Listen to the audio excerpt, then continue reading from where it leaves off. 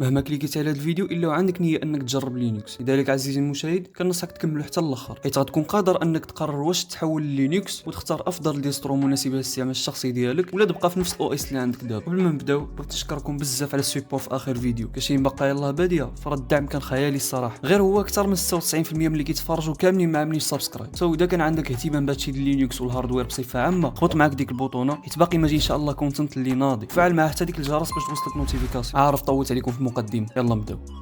الفيديو اللي قبل كنت هضرت على لينكس في واحد البارتيه مي ما دخلتش في التفاصيل. بناء على الطلب ديالكم في التعاليق جا الوقت اللي نهضروا عليه. اول حاجه خصنا نعرفوا شنو هو لينكس وعلاش كيقارنوه بالويندوز. ديما لينكس عباره على نواه والاسم ديالها التقني هو الكيرنل. غتقول لي زديتي صعبتي علينا خايميدو، صبر عليا غير شويه وانا نفهمك مزيان. بغيتك تخيل معايا لينكس بحال شي موتور، هو النواه د الطاقه، بلا به ما كانش تتحرك حتى شي طوموبيل. راه نفس الشيء، هاد لينكس هو السورس كود اللي كيتبازاو عليه المطورين باش يخرجوا لنا مختلف انواع الديسترو. نجيو دابا للتوزيعات. هادو عزيزي المشاهد هما اللي كيستعملوا ديك النواه اللي هضرت لك عليها قبيله باش يماناجيو الكومونيكيشن بين السوفتوير والهاردوير. حيت انت كيوزر باغي تخدم بيسي ما عندك حتى وسيله باش تواصل مع الهاردوير اللي فيه. كيجي الكيرنل كيهنيك من هادشي كامل، كيوفر لك واحد لونفيرونمون الخدمه بسيطه وسهله. خصنا دابا نتعرفوا على الاسماء هاد الديستريبيوشنز ونفرقوا بيناتهم. غير باش تعرفوا لينكس هو بروجي اوبن سورس، يعني مشروع غير ربحي، تم الاعلان عليه اول مره في 91 من طرف واحد طالب فنلندي في ديك الوقت اسمه لينس ترافولد. باي ذا واي هو نفس الشخص اللي ديفلوبا جيت اللي كنخدموا به اليوم كاملين باش يتعاون به على نفس البروجي. الشيء اللي كيخلي العدد التوزيعات المبنيه عليه ملي ظهر حتى لدابا يتجاوز 1000 توزيع. غادي نقسموهم لثلاثه البارتيات باش يجيوكم ساهلين. اول بارتيه هي اصعب وحده واللي ما كنصحك تجربها اذا كنتي عاد بادي في العالم ديال لينكس، حيت كتكون قريبه بزاف للكيرنل، يعني خصها بزاف الخدمه باش ترجع قابله للاستعمال اليوم. ولكن الحاجه الايجابيه في هذا النوع هي انها كتكون مخصصه بزاف. اي حاجه بغيتي تبدلها كتصيب لها شي طريقه معينه، يعني فريدم 100%. وهنا كنهضر على توزيعات بحال ارتش اللي خرج عليها اشهر ميم في العالم ديال لينكس. الاغلب فيكم كنظن شاف اي يوز ارتش باي ذا واي. نجيو للبارتي الثانيه واللي كتعجبني انا شخصيا، كتكون الصعوبه ديالها موين، يعني ماشي بحال الصعوبه الاولى مي تقريبا نفس المستوى ديال التخصيص. وهنا كنهضر على فيدورا كيدا اي بلازما، وهذه هي افضل توزيعه عندي انا شخصيا. كملوا الفيديو حتى الاخر باش نقول لكم السبب اللي خلاني نفضل فيدورا على باقي الديستروز. كتبقى لنا اخر بارتي وهي اسهل وحده، يوزر فريندلي، يعني موجده لك كلشي انت غير خدم. مي فيها التخصيص ناقص بزاف، عندك اكستنشنز بساط كتبدل بهم تيم وصافي، شي حاجه كتستاهل. وهنا كنهضروا على اوبونتو، مينت ولا حتى زورين. اذا لاحظتوا عطيتكم اختيارات محدده حيت كيتعتبروا اشهر وحدين حاليا، وباقي فيهم سيبورت الكوميونيتي مستمر، واخا كيختلفوا في الوقت اللي كيحطوا فيه ابديت ولكن حاضرين بقوه. ما يجيش شي واحد يقول لي في التعاليق علاش ما ذكرتيش الانواع كاملين، ديبيان، كالي، بوب او اس، مانجارو، حتى اليمنتري. كاين بزاف، انا عطيت المينيموم باش ما نخربقش الناس اللي عاد بادين ولا باغيين يكتشفوا هذا الدومين اول مره. كاينه واحد النقطه اللي بغيت نناقشها صراحه واللي هي التيرمينال. بزاف منكم عنده تخوف منه، ولا ديك الفكره ديال انك خصك حتى تكون حافظ لي كوموند كاملين ولا مفرج في شي كور جوج ساعات عاد يكون عندك الحق تخدم باللينكس. وهذا الشيء غلط تماما، حيت الحفاظه ما كتفيد والو الا ما طبقتيش. خصك تفتح ديك الوحده التيرمينال وتبدا تكتب لي كوموند الاساسيين اللي ساهلين بحال سي دي، ام دي، تاتش، كات،